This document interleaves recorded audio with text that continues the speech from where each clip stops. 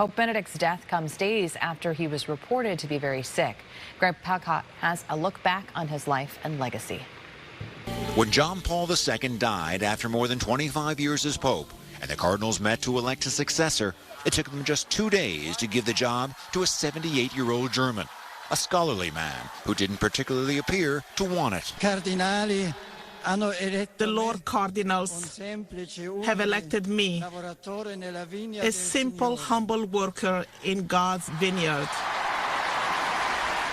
For decades, Cardinal Joseph Ratzinger had been a key advisor to John Paul II on questions of Catholic doctrine, earning a reputation as a staunch conservative. As Pope Benedict XVI, he battled relativism, the idea that what's true for one person might not be true for someone else.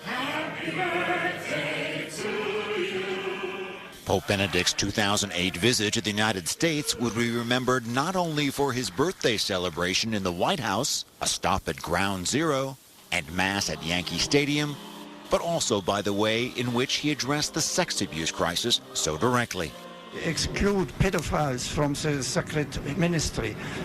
This is absolutely incompatible, and who is really guilty and to be a pedophile cannot be priest.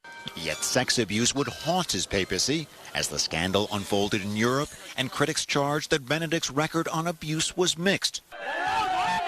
And there were other problems as well. Benedict offended Muslims with a speech suggesting Islam could be a violent religion, and sparked a global uproar when he lifted the excommunication for 4 renegade bishops, since one of them, Richard Williamson, turned out to be a Holocaust denier.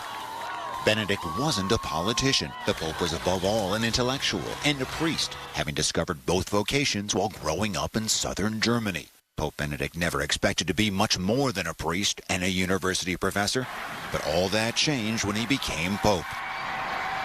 Benedict made several international trips, including Germany, Australia, and Portugal, and was surprisingly well received by the crowds. Pope Benedict made the first state visit ever of a pontiff to the United Kingdom in 2010, with all the pomp that goes with it, including a meeting with the Queen. The Pope addressed dignitaries and politicians in Westminster Hall, a significant meeting in a significant location, the very place where, almost 500 years earlier, the Catholic St. Thomas More was condemned to death. Although he was nearly 85 at the time and had just begun to use a cane in public, in March 2012, Pope Benedict also traveled to Mexico, one of the largest Catholic countries in the world, and to Cuba. The Church's activity has been severely curtailed in the island nation, and the Pope asked that Catholics at least be allowed to run their own schools there. In one of the most important decisions of his papacy, Benedict XVI put John Paul II on the fast track to sainthood, deciding that his predecessor should be declared blessed, the last step before he officially becomes a saint.